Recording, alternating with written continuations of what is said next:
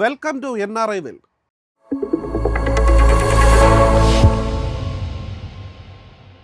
ഉന്നത വിദ്യാഭ്യാസം തേടുന്ന ഇന്ത്യൻ വിദ്യാർത്ഥികൾക്ക് US ഒരു പ്രധാന ലക്ഷ്യസ്ഥാനമായി തുടരുന്നു. മികച്ച സർവകലാശാലകൾ, ഗവേഷണാവസരങ്ങൾ, സ്കോളർഷിപ്പുകൾ, പഠനാനന്തര തൊഴിലവസരങ്ങൾ എന്നിവ USലേക്ക് വിദ്യാർത്ഥികളെ ആകർഷിക്കുന്നു. മെയ്ക്ക് അമേരിക്ക ഗ്രേറ്റ് അഗെയിൻ ക്യാമ്പയിനിലും വികസിച്ചുകൊണ്ടിരിക്കുന്ന US രാഷ്ട്രീയ നയങ്ങളിലും ആശങ്കകളുണ്ടെങ്കിലും ഇന്ത്യൻ വിദ്യാർത്ഥികൾക്ക് US ഒരു പ്രധാന ലക്ഷ്യസ്ഥാനമായി തുടരുന്നു. രാഷ്ട്രീയ മാറ്റങ്ങളിൽ നിന്നുള്ള ഹ്രസ്വകാല ആഘാതം മാത്രമാണ് നിലവിലുള്ളതെന്നാണ് വിദഗ്ധർ പ്രവചിക്കുന്നത്. മെയ്ക്ക് അമേരിക്ക ഗ്രേറ്റ് അഗെയിൻ എന്ന ക്യാമ്പയിന്റെ തിരിച്ചുവരവ് മാതാപിതാക്കളുടെയും വിദ്യാർത്ഥികളുടെയും മനസ്സിൽ പരിഭ്രാന്തിയുണ്ടാക്കി.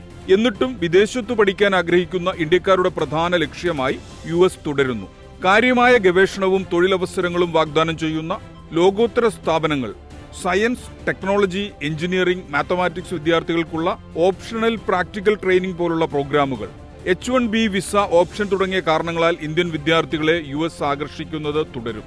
വിദേശികൾക്കെതിരായി ചിലർ വ്യാഖ്യാനിക്കുന്ന മെയ്ക്ക് അമേരിക്ക ഗ്രേറ്റ് അഗെയിൻ ക്യാമ്പയിനിലും USലെ വികസിച്ചുകൊണ്ടിരിക്കുന്ന രാഷ്ട്രീയ വ്യവഹാരങ്ങളിലും പ്രത്യേകിച്ച് കുടിയേറ്റ പ്രശ്നങ്ങളിലും ഡൊണാൾഡ് ട്രംപിന്റെ മടങ്ങിവരവോടെയുള്ള കർശനമായ വിസ നിയമങ്ങളും ഇന്ത്യൻ വിദ്യാർത്ഥികളിൽ ആശങ്ക ഉയർത്തുന്നു. എന്നാൽ ഇത് താൽക്കാലികമായിരിക്കുമെന്ന് വിദഗ്ധർ പറയുന്നു. ഫോറിൻ അഡ്മിറ്റ് പ്ലാറ്റ്ഫോം ഉപയോഗിച്ച് 4000-ലധികം ഇന്ത്യൻ വിദ്യാർത്ഥികൾ US കോളേജുകളിൽ 2024 അക്കാദമിക് സെഷനുകളിൽ ചേർന്നു കഴിഞ്ഞു.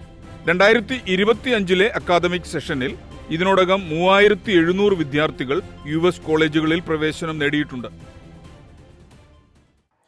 ഗതാഗത നിയമമാറ്റം മുതൽ ഡിജിറ്റൽ നോൾ കാർഡ് വരെ പുതുവർഷത്തിൽ UAE ഒട്ടനവധി മാറ്റങ്ങൾ. പുതിയവ എന്തൊക്കെയെന്ന് നോക്കാം. UAE നിവാസികളുടെ ദൈനംദിന ജീവിതത്തെ ബാധിക്കുന്ന ഒട്ടനവധി നിയമമാറ്റങ്ങളാണ് പുതുവർഷത്തിൽ പ്രാബല്യത്തിൽ വരുന്നത്. ഗതാഗത രംഗത്തെ നിയമങ്ങളിലും സമഗ്രമായ മാറ്റം വരും. ഡ്രൈവിംഗ് ലൈസൻസ് നേടാനുള്ള കുറഞ്ഞ സമയപരിധി 17 വയസ്സാകും. മദ്യപിച്ചു വാഹനമോടിച്ചാൽ പിഴ 1 ലക്ഷം ദിർഹമാക്കി ഉയർത്തി. അനധികൃതമായി റോഡ് മുറിച്ചു കടന്നാലുള്ള പിഴയും ഉയർത്തി.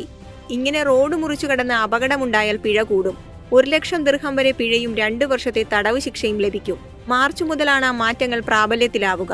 അബുദാബിയിലെ സായിദ് അന്താരാഷ്ട്ര വിമാനത്താവളത്തിലെ യാത്ര കൂടുതൽ സ്മാർട്ടാവും. എല്ലാ എയർലൈനുകളിൽ നിന്നുമുള്ള യാത്രക്കാർക്കും സ്മാർട്ട് ചെക്ക് ഇൻ ഉപയോഗിക്കാൻ കഴിയും. ബോർഡിംഗ് പാസോ പാസ്പോർട്ടോ ഇല്ലാതെ ഇമിഗ്രേഷൻ പൂർത്തിയാക്കാനും വിമാനത്താവള ലോഞ്ചുകൾ ഉപയോഗിക്കാനും സാധിക്കും. പൊതുഗതാഗത സേവനത്തിന് ഉപയോഗിക്കുന്ന Dubai RTA digital Nol card ഐഫോണുകൾ ഉൾപ്പെടെ എല്ലാ ഫോണുകളിലേക്കും വ്യാപിപ്പിക്കും. നിലവിൽ സാംസങ്, ഹുവായ് ഫോണുകളിൽ മാത്രമാണ് ഈ സൗകര്യമുള്ളത്. യാത്രയ്ക്ക് മാത്രമല്ല, സാധനങ്ങൾ വാങ്ങാനും നോൾ കാർഡ് ഉപയോഗിക്കാം. ഫെബ്രുവരിയോടെ ദുബായിലെ സാലിക് ചാർജുകളിൽ മാറ്റം വരും. നിലവിൽ 4 ദിർഹമാണ് സാലിക്. ഫെബ്രുവരിയോടെ രാവിലെ 6 മുതൽ 10 വരെ 6 ദിർഹവും വൈകിട്ട് 4 മുതൽ 8 വരെ 4 ദിർഹവുമാണ് നൽകേണ്ടത്. ഞായറാഴ്ചകളിൽ 4 ദിർഹമാണ് നിരക്ക്. പുലർച്ചെ 1 മണി മുതൽ രാവിലെ 6 മണി വരെ നിരക്ക് ഈടാക്കില്ല. ദുബായിൽ പ്ലാസ്റ്റിക് നിരോധനം കൂടുതൽ മേഖലകളിലേക്ക് വ്യാപിപ്പിക്കും. പ്ലാസ്റ്റിക് മേശവിരി, സ്ട്രോ, സ്റ്റെറോഫോം കപ്പ് തുടങ്ങിയവയ്ക്ക് നിരോധനം ബാധകമാകും. ജൂണോടുകൂടിയാണ് നിരോധനം പ്രാബല്യത്തിലാവുക.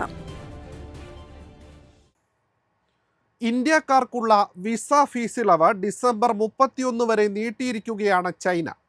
ഇരു രാജ്യങ്ങളും തമ്മിലുള്ള ടൂറിസം ബന്ധം കൂടുതൽ മെച്ചപ്പെടുത്താൻ ഇത് സഹായകരമാകും. ചൈന സന്ദർശിക്കുന്ന ഇന്ത്യക്കാർക്കുള്ള യാത്രാ നടപടികൾ കാര്യക്ഷമമാക്കുന്നതിനാണ് ചൈനയുടെ ശ്രമം. വിപുലീകൃത സ്കീമിന് കീഴിൽ സിംഗിൾ എൻട്രി വിസ ഫീസ് 2,900 രൂപയായി തുടരും. അതേസമയം ഡബിൾ എൻട്രി വിസ ഫീസ് 4,400 രൂപയും 6 മാസത്തെ മൾട്ടിപ്പിൾ എൻട്രി വിസയുടെ നിരക്ക് 5,900 രൂപയുമാണ്. കൂടാതെ 12 മാസമോ അതിൽ കൂടുതലോ ഉള്ള മൾട്ടിപ്പിൾ എൻട്രി വിസയ്ക്ക് 8,800 രൂപയാണ് ഫീസ്. ഗ്രൂപ്പ് വിസകൾക്കും ഔദ്യോഗിക ഗ്രൂപ്പ് വിസകൾക്കും ഓരോ അപേക്ഷകനിൽ നിന്നും 1,800 രൂപ ഈടാക്കും. ഇരു രാജ്യങ്ങളും തമ്മിലുള്ള കൂടുതൽ യാത്രയും ഇടപഴകലും പ്രോത്സാഹിപ്പിക്കുന്നതിന് ലക്ഷ്യമിട്ട് കഴിഞ്ഞ വർഷം അവതരിപ്പിച്ച ചെലവ് കുറയ്ക്കൽ നടപടികളുടെ അടിസ്ഥാനത്തിലാണ് ഈ തീരുമാനം.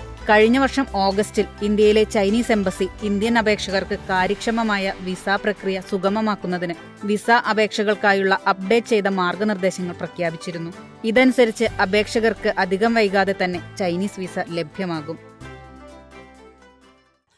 ഓസ്ട്രേലിയയുടെ പേരന്റ് വിസ സമ്പ്രദായം കാലതാമസം നേരിടുന്നു. അപേക്ഷകർക്ക് ഒരിക്കലും വിസ ലഭ്യമാകാത്ത സ്ഥിതിയിലേക്ക് വരെ പേരന്റ് വിസ സമ്പ്രദായം താറുമാറാകുന്ന അവസ്ഥയാണുള്ളതെന്ന വിലയിരുത്തൽ.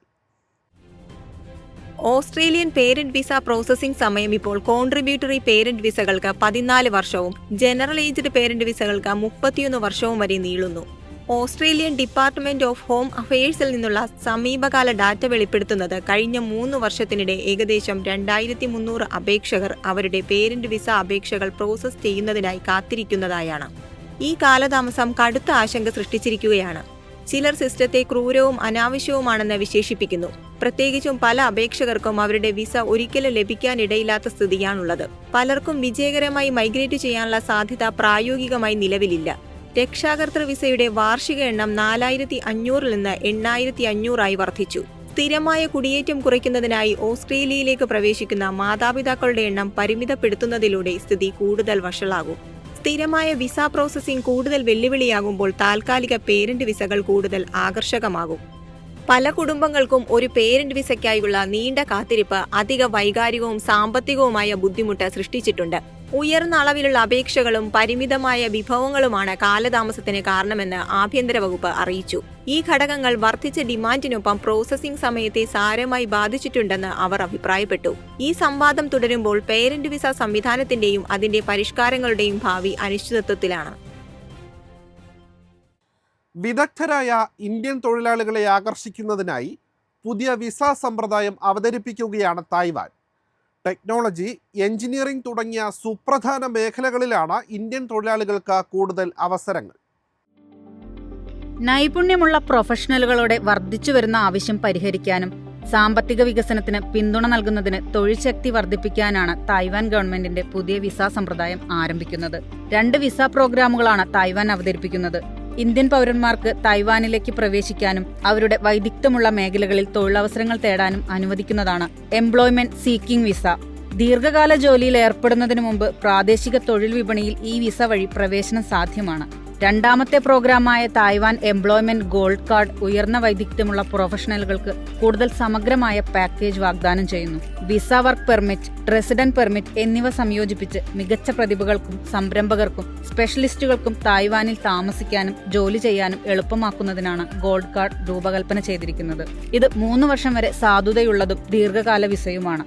ഒപ്പം താമസം നീട്ടാൻ ആഗ്രഹിക്കുന്നവർക്ക് ഇത് പുതുക്കാവുന്നതുമാണ്. തായ്വാനിൽ സ്ഥിരതാമസമാക്കാനും അതിന്റെ സാമ്പത്തിക വളർച്ചയ്ക്ക് സംഭാവന നൽകാനും ആഗ്രഹിക്കുന്ന വ്യക്തികൾക്ക് ഗോൾഡ് കാർഡ് പ്രത്യേകിച്ചും ആകർഷകമാണ്. ഗൾഫ് മേഖലയിലെ ഔദ്യോഗിക വിവരങ്ങളുമായി NRI ഡെസ്ക്. ദുബായിൽ പൊതുമാപ്പ് ഉപയോഗപ്പെടുത്തിയത് 15,000-ഓളം ഇന്ത്യക്കാർ.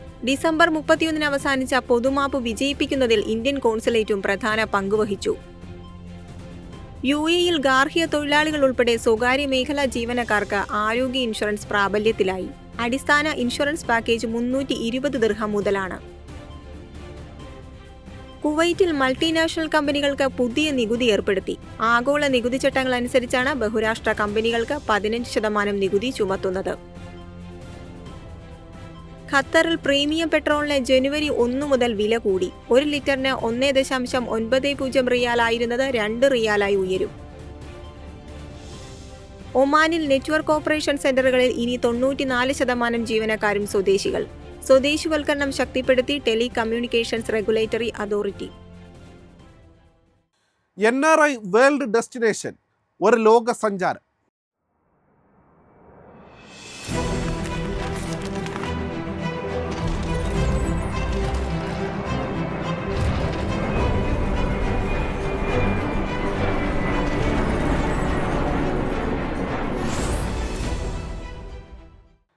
മലബാറികൾ എന്നാൽ മലയാളികൾ എന്നാണ് പഴയ അർത്ഥം. ആ പേരിൽ അറിയപ്പെടുന്ന ഒരു ജനവിഭാഗം ആഫ്രിക്കൻ തീരത്തെ ദ്വീപിലുണ്ട്.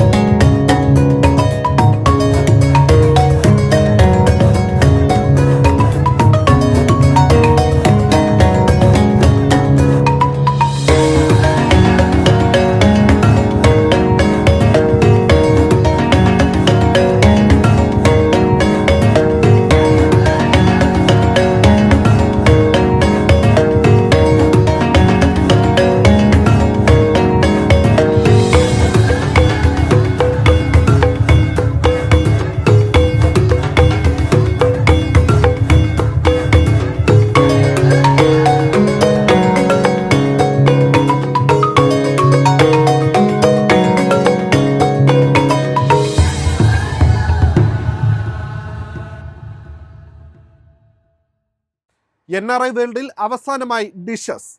പല നാടുകൾ, പല രുചികൾ.